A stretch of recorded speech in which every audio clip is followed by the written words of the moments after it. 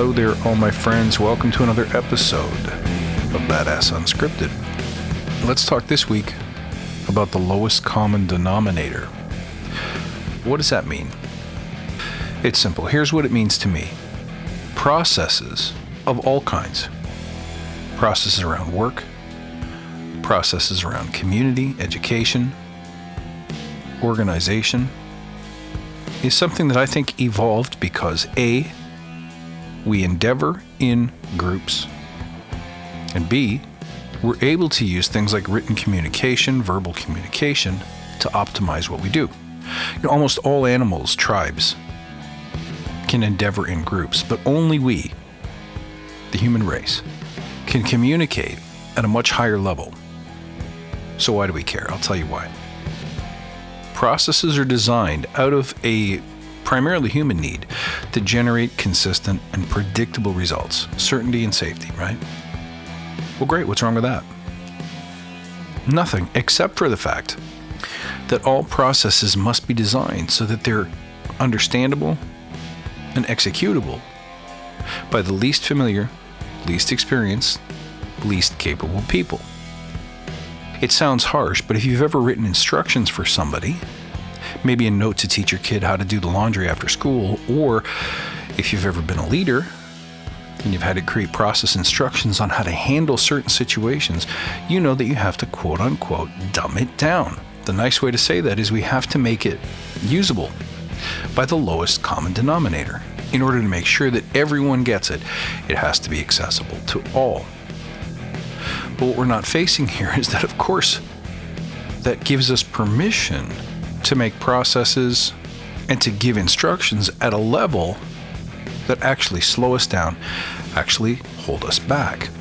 Which is why one of the core principles of agility is to trust your teams.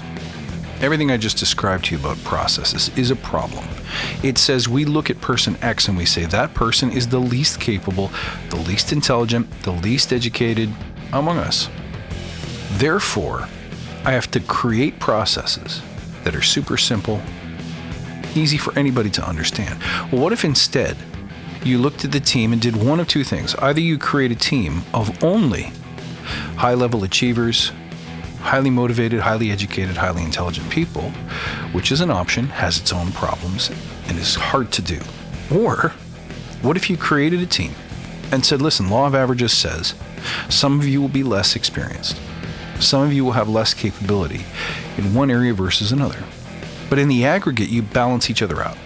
So those of you who are weaker with certain skills or certain tools, turn to your team, find somebody to help you, to raise you up, to cross-train you, to mentor you.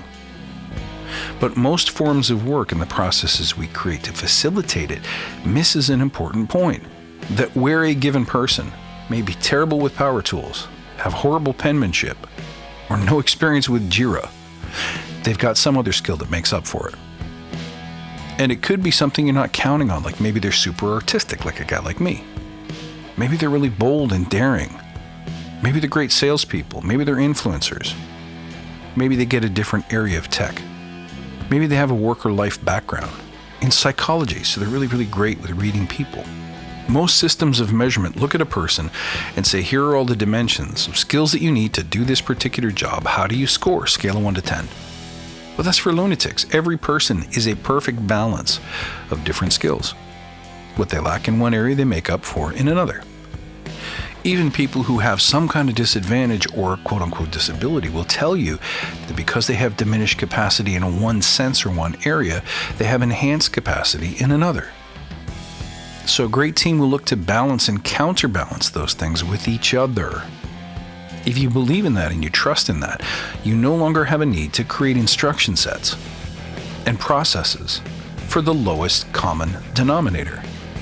Team is a force multiplier. If you have one person and that person's terrible in Jira, yeah, they got to go back to basics. They got to learn it. They got to study. They got to get experience. They got to test themselves. They got to stretch and grow. That takes time, and it takes skill, and it takes will. If they don't already have it, you got to train it. And oh boy, this could take a year. But when you have that team, the weakness of the one, the strength of the other, counterbalances. Each person brings a unique skill set, a particular gift, a superpower that they can apply to any task.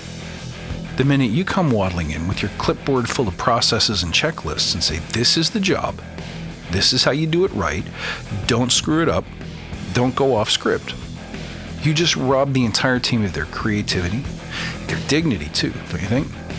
Well, take a good look around you. How many things do you have in your team environment that are processed or checklisted to death? Because here's the deal, creating those processes, creating those checklists creates waste. Now, I like some checklists. I love definitions of done, they're great. I love team creeds, they're great. When teams do things like code reviews, of course, they have to have a certain set of standards and things that they look for, things they expect. I get it.